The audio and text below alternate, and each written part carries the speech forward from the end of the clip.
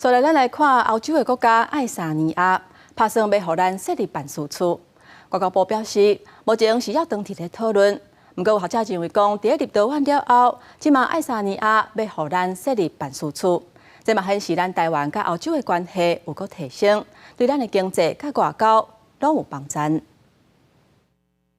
为2011年立陶宛了后，欧洲国家爱沙尼亚外交部长切萨表示，准备同意台湾设用台北为名的经济协支持文化代表处。若是顺利，葡海三国会全部拢设赴台湾管处，台欧关系会个升温。美国参议院外委会也透过社会媒体做这代志表示肯定。目前外交部与爱沙尼亚政府仍在讨论阶段，双方都肯定社处对于强化双边交流具有重要意义，外交部也对此保持开放态度。爱沙尼亚北平或芬兰湾1991年脱离苏联，恢复独立，经济是全欧洲成长上紧的国家。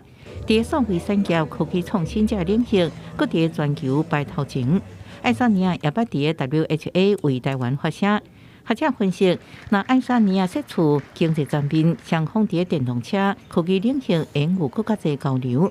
政治方面应显示立陶宛后行，并不因为中国威胁来停止。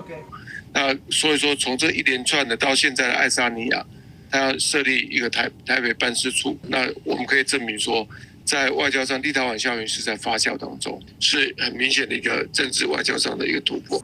张福昌认为，欧洲国家虽然拢主张一中政策，不过对中国愈来愈无信任，愿意甲有同款民主政权寄待台湾有更较侪接触。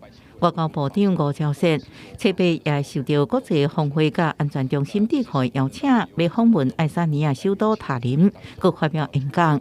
记者综合报道。